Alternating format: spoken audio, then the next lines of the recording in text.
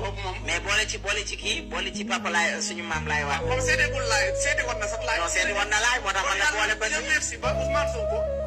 loolu mu yéene woon ñi amut beneen bi ci topp mooy gis nga Diomaye mi bëggee gouverner mag du yàlla waaye dafa yàgg ak yàlla. billaay ñoom benn école lañ génne di ko tiituru mooy ENA lan mooy ENA fayeekati juuti wala ñu formé fayeekati juuti yi ñu ñëw bëgg.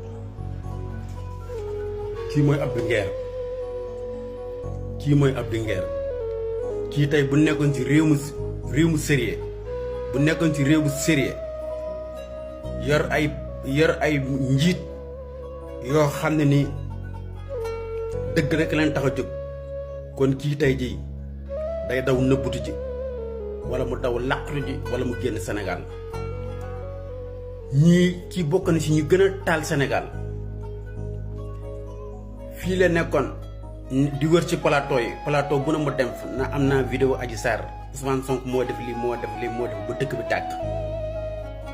tey jii ñoom Ousmane Sonko ñoom leen dénk nguur gi tey jii Abdou Nguer tey la gën a assumé li mu daan wax mi ngi wër ci plateau tous les plateaux ak si rajo yi lam daan wax tey la gën a dëggal boppam tey la gën a ñàkk teggin tey la gën a ñàkk worma nekk ci plateau yi di wax état bi ne teg di peur xawma lu muy ragal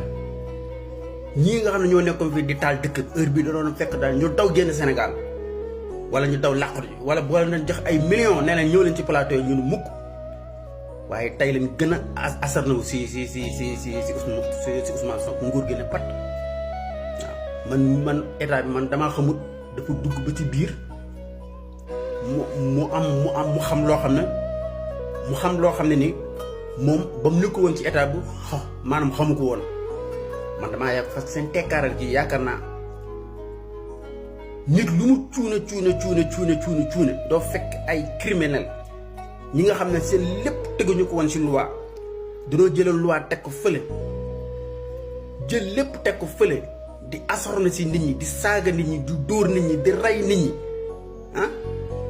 ba yàlla àtte mbir mi jël réew mi teg ko seen loxo ñu mel na du ñoom nekk fi ci yeneen yu ñàkk fayda waaw nekk ci yeneen yu ñàkk fayda ñii leen war a njëkk arrêté premier liggéey bala ngaa wàññi ceeb wàññi diwlin wàññi suukar nekk ci ay détails ñii nga xam ne ñoo nekkoon fi taal dëkk bi di yàq dëkk bi ñooñu leen war a arrêté fekk yow da ngay defar nga bàyyi golo loo defar golo toppaat sa gannaaw di yàq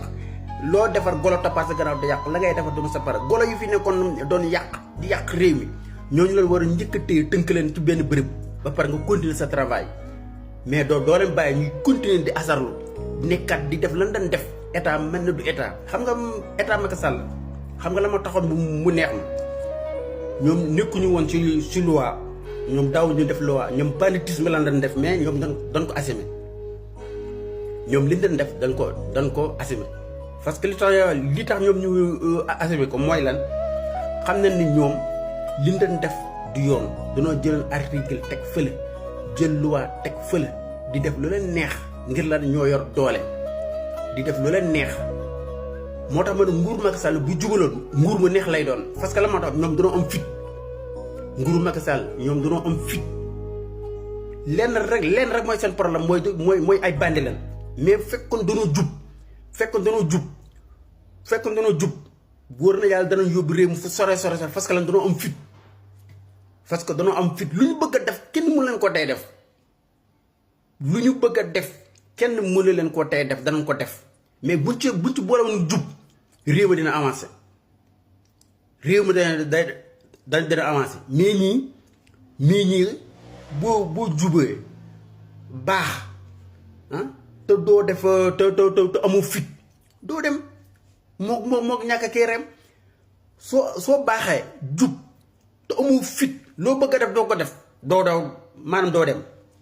état bii nag loolu moo leen dal danoo nooy comme la ma waxoon rek danoo nooy fekkee ñoom nii la ne gouverneur gars yi danañ fi ñëwaat yàqat réew mi nanguwaat réew mi seen loxo ndaw ñi gëmuñu leen ñi ànd ak Ousmane Sonko nii ak wala boog ñu ànd ak Ousmane Sonko nii buñ demee ba nga xam ne nguur gi mi mooy lool dinañ pertat population bi keneen bu taxawaatee dëggal tànkam gars yi ñëpp a tourné waat demaat ci moom. fait que ñii danoo yambar quoi danoo vraiment danoo nooy quoi.